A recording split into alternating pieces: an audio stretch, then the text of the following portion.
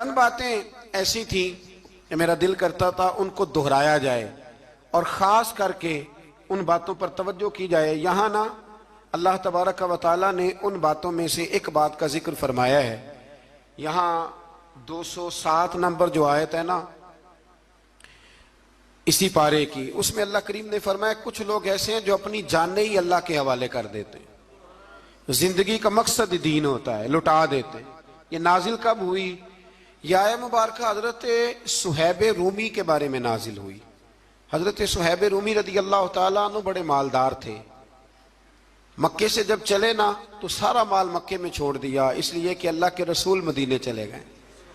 फरमाते हैं फिर मैंने मालो दौलत की परवाह नहीं की, फिर मैंने ये सोचा कि मैंने अपने हबीब के पास जाना है। सारा माल एक जगह पे दबाया और फरमाते हैं मैं मदीना तय्यबा के लिए जब निकला तो कुफार ने, कुरैश मक्का ने रोका, हम नहीं जाने देंगे। तो हज़रत सुहैब रूमी फरमाने लगे भाई सुनो, मैं कमजोर नहीं, मैं ताकतवर आदमी हूं और तुम में से कोई ऐसा माई का लाल नहीं जो तीर चलाने में मुझसे ज्यादा सियाना हो, तलवार चलाने में मुझसे ज्यादा अक्लमंद हो। जाना मदीने मैंने है। अब यह है कि तुम बताओ मेरे साथ तीरों तलवारों से लड़ोगे या मैं तुम्हें एक सौदा बताऊं वो सौदा करोगे? कुरैश कहने लगे सौदा क्या है? कहने लगे मेरा बड़ा माल है, मैं मक्के में दफन करके आया हूं, तुम मुझे मदीने जाने दो, मैं तुम्हें सारे माल का पता बता देता हूं। हजारों लाखों में था माल तिजारत। देखें जब सहाबा मदीने जाते थे तो कितनी कीमत दे के जाया करते थे। तुम मुझे जाने दो, मैं तुम्हें वहां का पता बताता हूं। उन्होंने कहा जी बात ठीक है, आप पता बता दे। हज़रत सुहैब ने सारी जिंदगी की जमा पूंजी हजारों लाखों में सारी दे दी और मदीने के लिए तैयार हो गए। अल्लाह करीम ने इस बात को बड़ा ही पसंद फरमाया और फरमाया व मिनन नासी मन यशरी नफ्सहु इब्तिगा मरदातिल्लाह।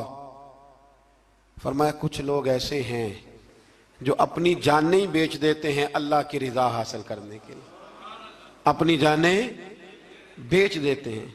नफ्सहु इब्तिगा मरदातिल्लाह, अल्लाह की रजा हासिल करने के लिए अपनी जानों को बेच देते हैं। तो फरमाया फिर अल्लाह क्या करता है? फरमाया वल्लाहु रऊफुम बिल इबाद, फिर अल्लाह भी अपने बंदों पर बड़ा ही रहम फरमाने वाला है। जब ये सारा माल दे के मदीने पहुंचे ना तो इनके इस्तकबाल के लिए जनाब उमर पहले से मौजूद थे। हजरत उमर रिसीव करके नबी करीम की बारगाह में ले गए तो फरमाते हैं हुजूर ने मुझे देखते ही फरमाया सुहेब, जिंदगी में तुमने बड़ी तिजारतें की होंगी पर ये जो तूने सौदा किया है ना ये बड़ा ही नफे वाला किया है। ये जो सौदा फरमाया ये तूने बड़ा, तो दीन के लिए जब आप कोई काम करते हैं तो ये सौदा बड़ा नफे वाला। एक मजमून और यहां है 216 नंबर आयत में, वो भी बड़ा ही समझने वाला है। अल्लाह करीम ने जब जिहाद फर्ज किया ना तो फरमाया कुतिबा अलैकुमुल किताल, हमने तुम पर कत्ल करना, किताल करना फर्ज किया है। फरमाया हो सकता है तुम्हें ये कराहत महसूस हो, मुश्किल लगे, बुरा लगे। एक बात जो आज की नसीहत है और मज़ामीने कुरान जो हम सीख रहे हैं उसके अंदर से हमें ये खास चीज है जिसको समझना चाहिए। अल्लाह करीम ने फरमाया कि तुम पर जिहाद फर्ज किया गया है, वाहुवा कुरहुल लकुम, हो सकता है तुम्हें ना पसंद हो, तो एक ना सारी जिंदगी के लिए एक नसीहत कर दी। फरमाया व आसा अन तकरहू शैया, हो सकता है तुम किसी चीज को नापसंद करो, वहुवा खैरुल लकुम, और वो तुम्हारे लिए अच्छी हो। अल्लाह अकबर। ये वो बात है अगर समझ में आ गई तो कलेजा ठंडा हो गया, जिंदगी सुकून में आ गई।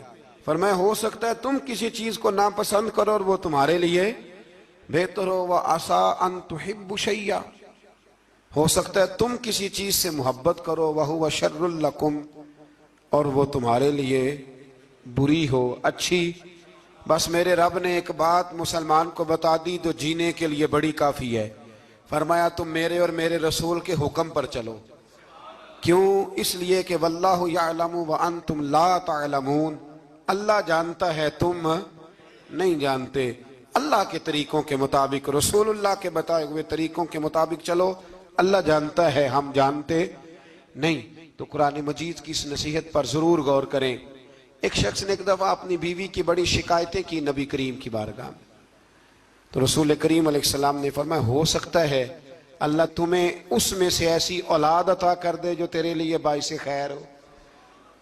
जो चीज़ें हम नापसंद करते हैं बाज़ औक़ात उसी में से अल्लाह ताला हमारे लिए खैर कर देता है। अल्लाह हमें समझने की तौफीक अता फरमाए। आखिर दावा।